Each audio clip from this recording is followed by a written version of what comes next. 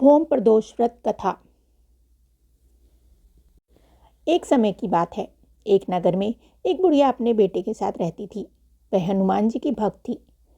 रोज हनुमान जी की पूजा करती थी। एक दिन हनुमान जी ने अपने भक्त की परीक्षा लेने की सोची। वे एक ब्राह्मण का वेश धारण करके उस बुढ़िया के घर पधारे। उन्होंने घर के बाहर से आवाज लगाई, कोई है हनुमान भक्त जो उनकी इच्छा को पूरा कर सके। यह बात सुनते ही वह बुढ़िया घर के बाहर आई। उसने ब्राह्मण को प्रणाम किया और उनकी इच्छा के बारे में पूछा।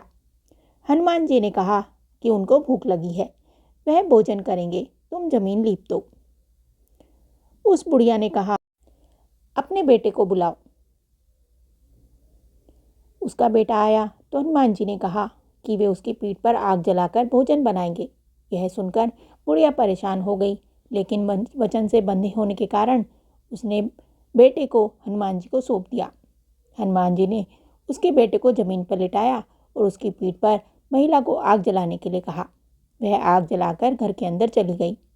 थोड़ी देर बाद हनुमान जी ने उस बुढ़िया को बुलाया और कहा कि उनका भोजन तैयार है, अपने बेटे को भी बुलाओ, वह भी भोग लगा ले। तब बुढ़िया ने इसे हनुमान जी की आज्ञा मानकर बेटे को भोजन के लिए आवाज दी। उसका बेटा दौड़कर उसके पास आ गया। उसे जीवित देखकर वह आश्चर्यचकित रह गई। वह हनुमान जी के चरणों में नतमस्तक हो गई। तब हनुमान जी अपने वास्तविक स्वरूप में आए और उस बुढ़िया को दर्शन देकर उसे धन्य कर दिया।